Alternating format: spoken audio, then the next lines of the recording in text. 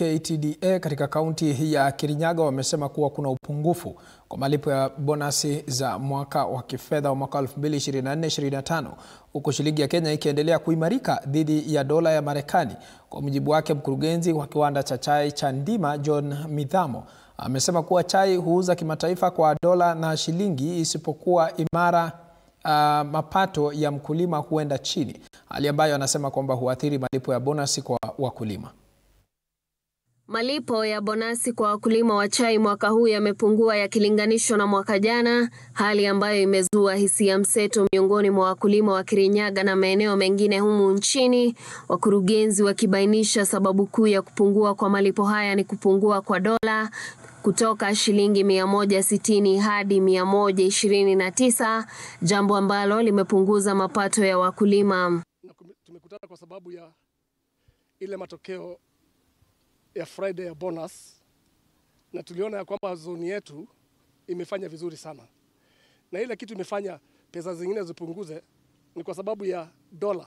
Dola last year ilikuwa inauza na 160, lakini mwaka huu inabadilisha na shilingi 1029.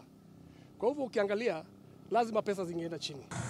Kwa mujibu wake, mkurugenzi wa kiwanda cha Ndima John Midhamo alisisitiza kuwa eneo hilo limefanya vyema, huku viwanda vya eneo hilo vikiingia miongoni mwa 15 bora kitaifa, semi zake zikitiliwa mkazo na mwenyekiti wa kiwanda cha Kimunye Simon Njeru.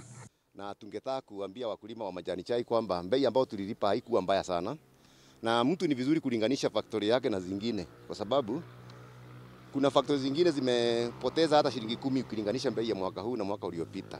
Kwa hivyo ukitazama peke yako utaona kama wewe ndio umeumia peke yako, lakini bei ziliteremka kwa jumla kutoka juu mpaka factories zote. Hakuna factory ambayo haikupoteza kitu.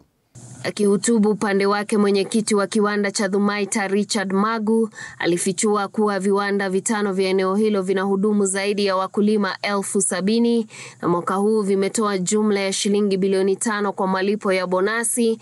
Hata hivyo, alionya kuwa mgomo wa maandamano si suluhisho, akirejelea wakulima wa Kangaita waliokataa kuvuna chai kwa madai ya malipo duni.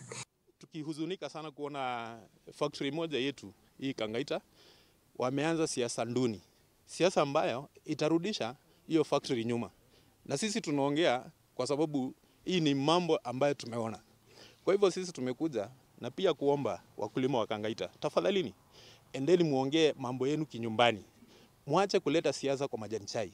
Mkigoma hakuna factory mtenda kuharibu, mnaharibu tu factory yenu ya Kangaita, na hiyo quality pale kwa soko haitakuwa mzuri.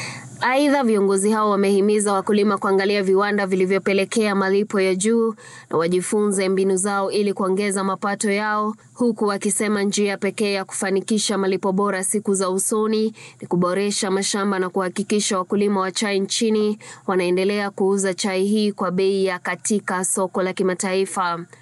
Carol Wangari Wanjiru, Runinga ya TV47.